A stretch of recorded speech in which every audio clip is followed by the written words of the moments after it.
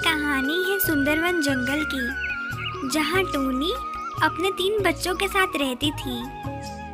टूनी की 3 बेटियां थीं और बहुत जल्द वह अपने चौथे बच्चे को जन्म देने वाली थी। बहू, इस बार भगवान से प्रार्थना करना कि तुम्हें बेटा ही हो, वरना पिछले 3 बार की तरह अगर इस बार भी बेटी हुई तो देख लेना, इस बार तो मैं तुम्हें यहाँ नहीं रुकने दूंगी। अपना गुजर बसर खुद देख लेना। हाँ माँ जी, अगर इस बार भी बेटी हुई तो इसमें मेरा क्या कसूर? बच्चे तो भगवान का आशीर्वाद होते हैं, चाहे बेटा हो या बेटी। एक तो मेरे बेटे को खा गई, ऊपर से मुझसे जुबान लड़ाती है, बेशर्म कहीं की। चल जा और जल्दी रात के खाने का इंतजाम कर। कल्लू की मृत्यु 1 महीना पहले ही सड़क दुर्घटना में हो गई थी। तब से बेचारी टूनी खुद को बहुत अकेला महसूस कर रही थी। माँ, आप मत रोइए, हम ये घर छोड़ के चले जाते हैं। हमें रोज रोज आदि की ऐसी बातें सुनना अच्छा नहीं लगता है माँ। नहीं बेटा, वो मेरी आँख में कुछ चला गया था, इसलिए आंसू आ गए थे। और बच्चे ऐसी बातें नहीं करते। आपकी दादी तो बहुत अच्छी है, आपसे और मुझसे तो बहुत प्यार करती है। और रही बात डांटने की, तो वो तो हमसे बड़ी है, उनका फर्ज है हमें डांटना और समझाना। समझे बेटा? जाओ आप जाके खेलो, तब तक मम्मा आपके लिए टेस्टी टेस्टी खाना बनाएंगी। टूनी ने जैसे तैसे करके अपनी बेटियों को तो समझा दिया था, लेकिन अंदर ही अंदर टूनी सब सच जानती थी कि अगर इस बार भी बेटी हुई तो उसके साथ क्या हाल हो सकता है। हे माँ, जगत जननी, मुझे आशीर्वाद दे। जैसा भी समय हो, आप हमेशा मेरे साथ रहें और मेरे बच्चों की डाल बने रहे। हे माँ, मुझे आप पे पूर्ण विश्वास है, आप जो भी करेंगी हमारे भले के लिए ही करेंगी। कुछ दिनों बाद आखिरकार वही होता है जिस बात का टूनी को डर था। टूनी को इस बार भी बेटी पैदा होती है। महारानी, अपना सामान बांधो और निकलो यहाँ से। अब तुम्हारे लिए इस घर में कोई जगह नहीं है। मैं ही मूर्ख हूँ जो तुमसे बेटे की आस लगाए बैठी। अरे तू तो मेरे बेटे को खा गई, तू कहाँ से मुझे बेटा पैदा करके देगी?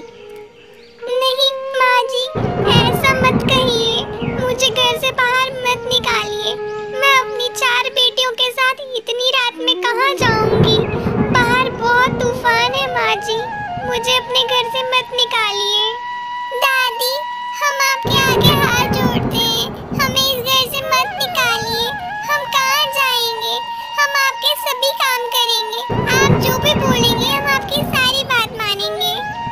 चलो चलो निकलो, अब बहुत हुआ तुम्हारा ये नाटक, अब मुझे बर्दाश्त नहीं हो रहा है। टूनी बेचारी अपने 4 बच्चों के साथ उसी तूफानी बारिश में घर से निकल पड़ती है।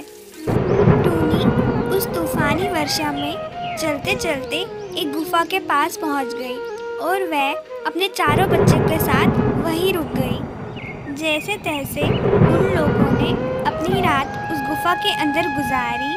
सुबह होते ही टूनी खाने की तलाश में निकल पड़ी। बच्चों, तुम सब यहीं रहना, मैं तुम्हारे लिए दाना ढूंढने जाती हूँ।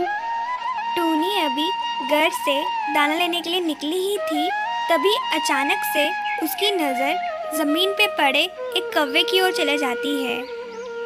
अरे, कोई पक्षी तो गिरा हुआ है, इन्हें तो काफी चोट भी लगी है, लगता है इन्हें मेरी मदद की जरूरत है।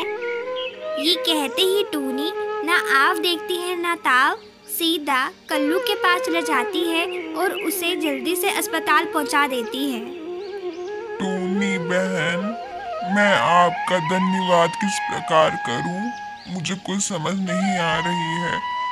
आप मुझे बचाने के लिए यहाँ तक आए, आपका बहुत बहुत धन्यवाद। मुझे पूरा यकीन है कि मैं नहीं बच पाऊंगा, लेकिन जाते जाते मैं आपसे कुछ कहना चाहता हूँ। ये मेरे पास कुछ सोने के सिक्के हैं, शायद आपके काम आ जाएंगे। इन्हें आप रख लीजिए। अरे नहीं भैया, ये कैसी बात कह रहे हैं आप? इतने अच्छे अच्छे डॉक्टर हैं, वे आपको जल्दी ठीक कर देंगे। आप ऐसी बातें ना करें। बहन, मेरे पास ज्यादा समय नहीं है, आप मेरी बात को ध्यान से सुनिए। सुंदरवन जंगल के पास ही मेरा एक छोटा सा घर है, जहाँ मैंने जादुई बीज रखे हैं। आप उस घर में जाइए और वहीं रहिए और उन बीजों को आप उगाइए। आप बहुत जल्दी अच्छी फसल प्राप्त कर पाएंगी। ये कहते ही कल्लू कौवा दम तोड़ देता है, जिसे देखकर टूनी को बहुत दुख होता है। तो देखा आपने दोस्तों, किसी ने सच ही कहा है, आप जैसा बोओगे वैसा काटोगे। आज टूनी की अच्छाई की वजह से उसे एक घर भी मिल गया था और कुछ जादुई बीज भी। उसने उन जादुई बीजों को लगाया और बहुत जल्द उसने खूब तरक्की की और उसने अपनी चारों बेटियों को खूब पढ़ाया। अगर कहानी अच्छी लगी हो तो लाइक, शेयर, सब्सक्राइब करना ना भूलें। Thank you.